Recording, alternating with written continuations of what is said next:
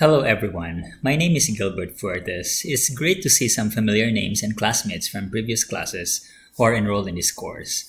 I am based here in California. I am presently working as an oncology nurse in an outpatient unit or setting at the UCLA. We do a lot of chemotherapeutic treatments for cancer patients, and we are big on research and clinical trials. What do I hope to gain from this course? I hope that after taking this course, I will be able to identify some of the issues of the design, development, and the implementation of effective nursing informatics solutions and technologies within the clinical aspect of where I am working right now. Also, as a future nurse administrator, I will be able to contribute someday in both the scope and standards of nursing practice.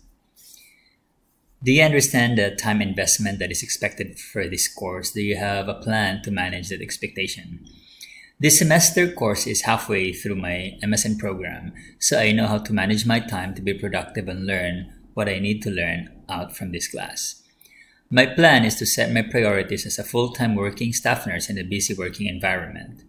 I had a whole 8 week off with no school prior to this, so now my work schedule is allowing me some free time for school. So my expectation is to maintain grades with flying colors that I had from the previous classes. What assets do I bring to this course and what will be the challenges? Share what those challenges might be and how you plan to address them. Experience and hard work as a nurse for 25 years are my assets that I can share with the class. As the cliche says, the gift of wisdom, share to those and share with what those challenges might be and how do I plan to address them. The challenges are the time of juggling work, personal life, and school.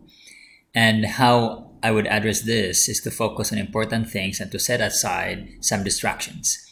I am the type of person that is motivated with challenges, so this will bring out the best in me. Thank you.